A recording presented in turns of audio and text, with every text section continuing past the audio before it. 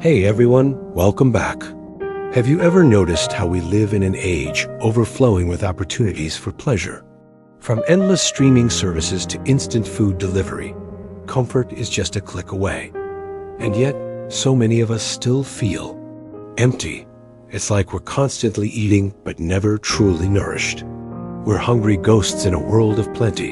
Why is that? Today, we're going to dive deep into the nature of pleasure and discover why what we often chase isn't joy, but a very sophisticated form of escape. The brilliant psychologist Carl Jung once suggested that the very things we do to feel better can actually prevent us from healing.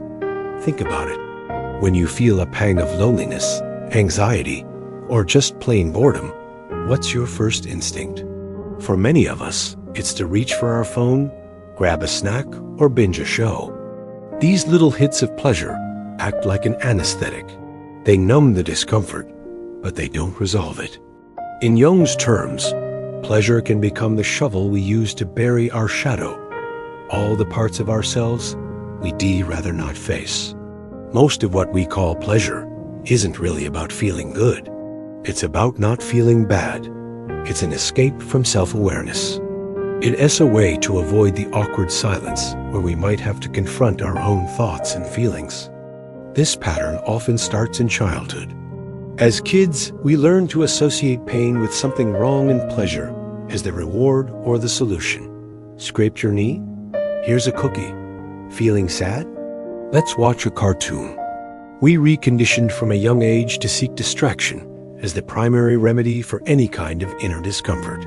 And here's where it gets tricky. Pleasure has a memory.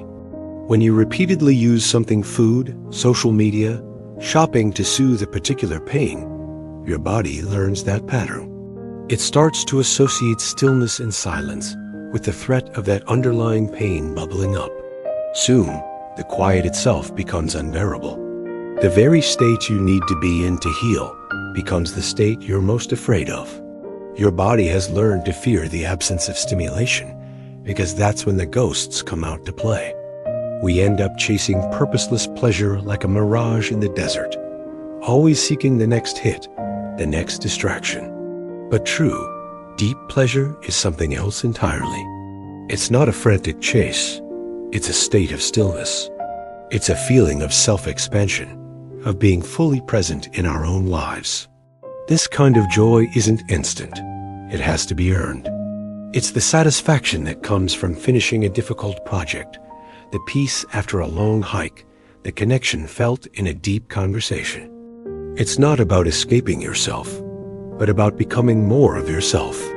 When we're afraid to acknowledge what we're truly feeling, sadness, fear, inadequacy, pleasure becomes our interpreter.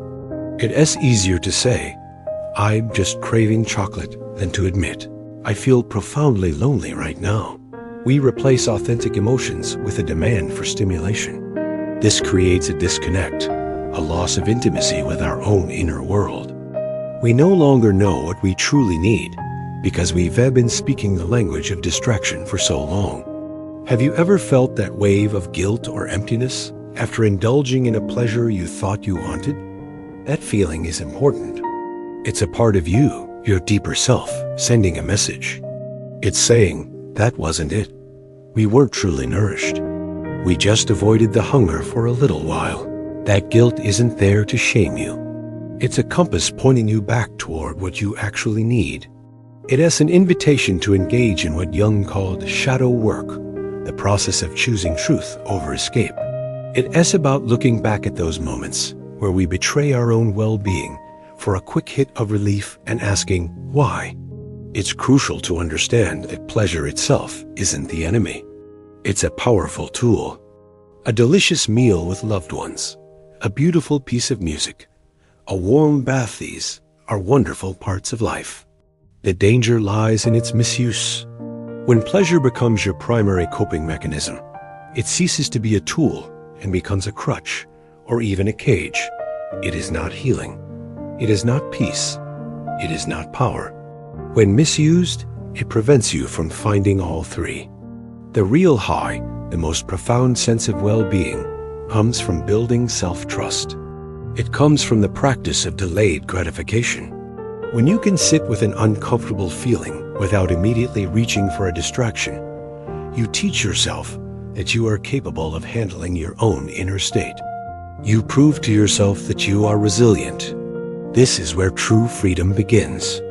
From this place of strength, you can choose pleasure intentionally and freely, not as a desperate escape, but as a deliberate enhancement of a life you're already present for. To achieve this state of wholeness, or what Jung called individuation, we have to intentionally reduce our distractions. We have to be brave enough to turn down the noise and listen to what it has been covering up. What is that silence trying to tell you? Is it a deep-seated loneliness? A need for more meaning in your work? An unacknowledged wound from your past? We constantly betray ourselves by seeking these quick fixes, confusing sedation with genuine joy. True healing isn't about building a bigger, better festival of external pleasures to distract the wounded child within you. It's about finally turning around, stepping into the quiet, and allowing that part of you to speak. It's about facing the discomfort head-on with compassion and curiosity instead of constantly trying to outrun it. This leads to a radical redefinition of freedom. Freedom is not the ability to do whatever you want, whenever you want. True freedom is not needing asterisk to do any of it. The ultimate pleasure is the moment you realize you no longer need to be distracted from yourself. You can simply be, and that is enough. In a world that constantly tries to sell you happiness in a bottle, a box, or a feed, choosing to be present is the purest form of rebellion. When you no longer need pleasure to feel okay, you become powerful. You become uncontrollable and unmanipulable. Living a meaningful life isn't always pleasant. It involves struggle, challenges, and yes, pain. But it is real. And that reality will nourish you in ways that fleeting pleasure never, ever can. It builds a foundation of self-respect and purpose that no distraction can offer. So here's a simple practice you can start today. The next time a craving arises for a snack, for your phone, for anything you use to escape, just pause. Take one deep breath and ask yourself, what do I truly need right now? Maybe the answer is rest. Maybe it's a hug.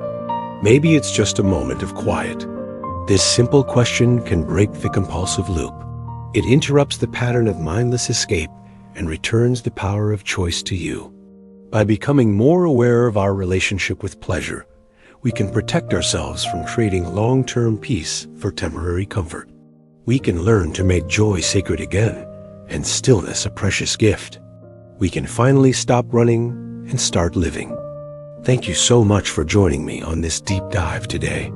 If this resonated with you, let me know your thoughts in the comments below. And don't forget to like this video and subscribe for more content on living a more conscious and meaningful life. See you next time.